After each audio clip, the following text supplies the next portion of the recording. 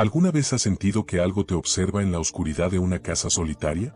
En las zonas rurales, muchos aseguran que no están solos. Dicen que en las noches, pequeños seres se deslizan entre los matorrales. Juegan con los objetos, ríen y hacen travesuras. Y a veces, dejan huellas diminutas en la tierra húmeda. Hoy, te contaré 3 historias reales de encuentros con duendes en fincas y casas rurales. Y exploraremos el origen de estas leyendas, los chaneques, los aluxes y otros seres que desde tiempos antiguos han aterrado a generaciones. Quédate hasta el final, descubrirás por qué, a pesar de los años, su presencia sigue tan viva como el primer día. Bienvenidos a Gritos del Misterio, el espacio donde exploramos lo desconocido, lo inexplicable y lo que nos observa desde la oscuridad. Los pueblos originarios de América creían que cada elemento de la naturaleza, el agua, los árboles, las montañas, poseía un espíritu. En el México antiguo, los chaneques eran seres pequeños que cuidaban ríos, cuevas y montes. Según la tradición totonaca y náhuatl, si alguien dañaba su territorio, ellos confundían a los intrusos, los hacían perderse o robaban pertenencias para dar una advertencia. En la península de Yucatán, los aluxes mayas cumplen un papel muy similar. Guardianes de las milpas y de los cenotes, capaces de traer lluvia o desgracia dependiendo de cómo se les trate. Los campesinos aún dejan ofrendas de dulces o maíz para mantener su favor. Más al sur, en Paraguay, el pombero se describe como un hombrecito peludo que protege los bosques y castiga a quienes cazan más de lo necesario. En Guatemala se habla de los duendes quitapenas, que alivian las angustias nocturnas y se les confían los problemas antes de dormir. Y en Chile, el misterioso trauco vigila las aguas y puede cambiar de forma. Hoy, en pleno siglo XXI, campesinos, viajeros y exploradores siguen reportando encuentros con pequeñas sombras en el monte, voces que confunden el camino, risas en la espesura. Son solo ecos de la tradición o presencias reales. A continuación, conoceremos alguna de estas historias. En una finca de cacao en Veracruz, México, la familia Chablé comenzó a notar cosas extrañas.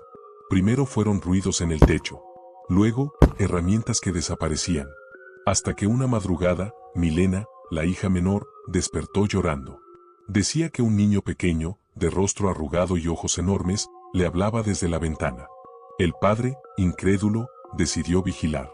Una noche, mientras la luna iluminaba el cacautal, vio una figura diminuta corriendo entre los arbustos.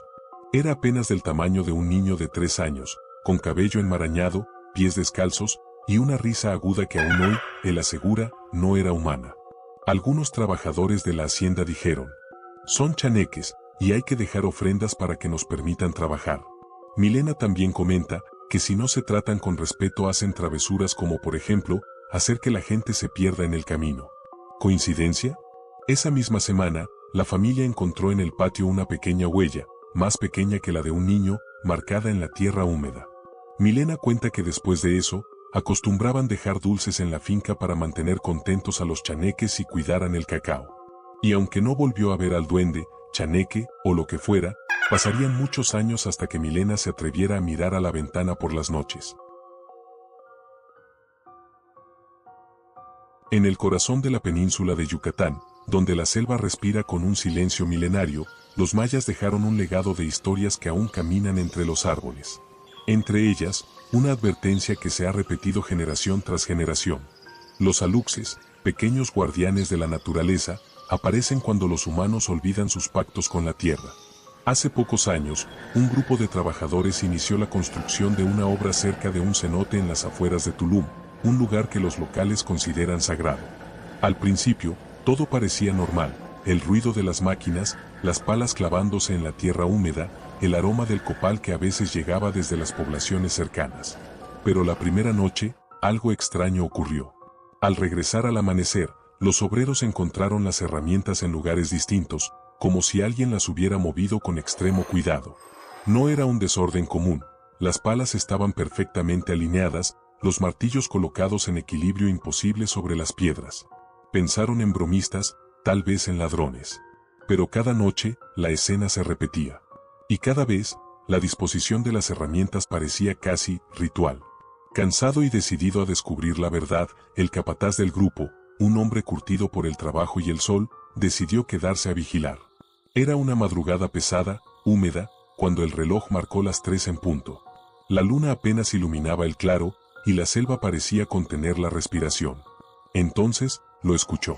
Un sonido agudo, suave, como un eco de risas infantiles que venían de todas partes. Se giró una y otra vez, pero el campamento estaba vacío. Ni una sola sombra humana, ni un paso, ni un roce de hojas. Fue entonces cuando la vio. Junto a un majestuoso árbol de ceiba, sagrado para los mayas, se dibujaba una silueta diminuta. Era pequeña, no más alta que un niño, con un sombrero de paja que ocultaba parte de su rostro, y ojos que brillaban como carbones encendidos en la oscuridad.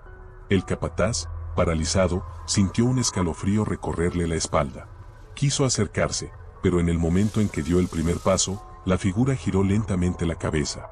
Su mirada, o lo que fuera aquello, lo atravesó como un cuchillo helado. De pronto, la pequeña figura se desvaneció en un remolino de polvo y hojas secas, como si la misma tierra la hubiera tragado. A la mañana siguiente, el hombre relató lo sucedido. Los obreros escucharon en silencio, hasta que uno de ellos, originario de una comunidad cercana, habló en voz baja. Los aluxes están molestos. Antes de tocar su tierra, hay que pedir permiso. Siguiendo la tradición, buscaron a los ancianos mayas del pueblo. Ellos llegaron al campamento al caer la tarde, portando copal para el humo purificador, cantos antiguos y ofrendas de maíz y miel. Frente a la ceiba, realizaron un ritual de permiso, pronunciando las palabras sagradas para apaciguar a los guardianes de la selva. La noche siguiente, el campamento quedó en calma. Las herramientas permanecieron donde las habían dejado. Las risas desaparecieron. ¿Fue una simple coincidencia? ¿O una advertencia para quienes se atreven a desafiar lo que no entienden? Los trabajadores lo repiten con absoluta certeza.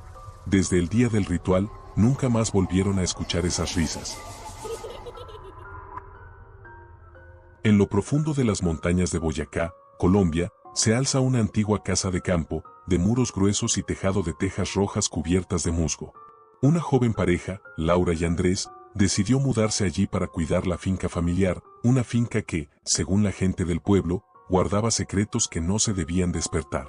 La primera noche, mientras el frío del páramo se colaba por las rendijas de madera, notaron que los caballos del establo estaban inquietos. Relinchaban sin motivo aparente, golpeando las puertas de los pesebres como si algo invisible los asustara. Laura intentó calmarse pensando que era solo el cambio de clima, pero entonces, un detalle heló la habitación. En la sala, el viejo reloj de péndulo que adornaba la pared comenzó a mover sus manecillas, lentamente, a pesar de no tener baterías ni cuerda. Andrés lo observó incrédulo. «Debe ser el frío», murmuró, intentando convencerse. Pero el sonido metálico del péndulo retumbó en la casa vacía como un eco imposible. Los días siguientes transcurrieron con una calma engañosa. Hasta que, una tarde, mientras guardaban leña en el cobertizo, un extraño golpeteo rítmico comenzó a resonar desde un rincón oscuro. Era un toc, toc, seco, repetitivo, que parecía provenir de detrás de las herramientas. Laura, con el corazón acelerado, empujó la puerta del cobertizo. En ese instante, ambos vieron una pequeña sombra saltar ágilmente desde lo alto de un estante.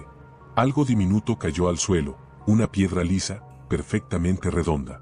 La figura, borrosa y fugaz, se deslizó entre los sacos de leña y desapareció en un rincón que, cuando lo revisaron, estaba completamente vacío. Los vecinos, al escuchar lo sucedido, no mostraron sorpresa alguna. Uno de ellos, un adulto mayor, solo asintió con gravedad. «Son los duendes del páramo», susurró. «Pequeños espíritus que protegen las montañas. Juegan con los viajeros, esconden lo que valoras y si los provocas, pueden enfermar a los animales o perderte en la neblina». La pareja, siguiendo el consejo de los lugareños, decidió dejar dulces y pequeñas piedras pulidas como ofrenda en una esquina del cobertizo. Esa noche, el golpeteo cesó. El silencio volvió a reinar, pero la paz era inquietante, demasiado perfecta. A la mañana siguiente, Laura abrió la puerta para recoger la leña. En el umbral, perfectamente colocado, encontraron un puñado de tierra húmeda, acomodado en un pequeño montículo. No era barro cualquiera, estaba fresco, como si hubiera sido traído desde lo más profundo del páramo. No había huellas alrededor, solo aquel montículo de tierra. Un mensaje que no se atrevió a interpretar en voz alta, pero que ambos entendieron. Los duendes habían aceptado la ofrenda, y ahora, Laura y Andrés sabían que podían habitar la casa sin temor. Después de escuchar estas historias, ¿crees que estos seres son solo leyendas para asustar a los niños? ¿O acaso son guardianes antiguos, protegiendo lo que la humanidad ha olvidado respetar? Lo fascinante es que, aunque separados por miles de kilómetros, las descripciones coinciden. Pequeños guardianes, amantes de las bromas y celosos de la naturaleza. No hay pruebas concluyentes, pero las similitudes son intrigantes. Guardianes de lugares sagrados, exigencia de respeto. Y castigos para quienes invaden su territorio. Si alguna vez visitas una finca o un bosque profundo, recuerda, deja un dulce, una piedra o una oración. Porque, según los ancianos, los duendes siempre están mirando. Y nunca sabes cuándo podrías sentir sus diminutas manos a tu alrededor. Ahora quiero escucharte a ti. ¿Conoces a alguien que haya tenido un encuentro con estos seres? Déjame tu experiencia en los comentarios, suscríbete a Gritos del Misterio, dale like a este video y compártelo con tus amigos para que ellos también conozcan el lado oculto de nuestro mundo. Porque recuerda, el misterio nunca duerme, y nosotros tampoco. Si esta historia te hizo mirar 2 veces a la oscuridad, imagina lo que viene. Suscríbete, deja tu like y comparte este video con quien no crea aún. ¿Tienes una historia real de terror? Escríbela en los comentarios, podrías escucharla aquí, en Gritos del Misterio, donde el miedo tiene voz.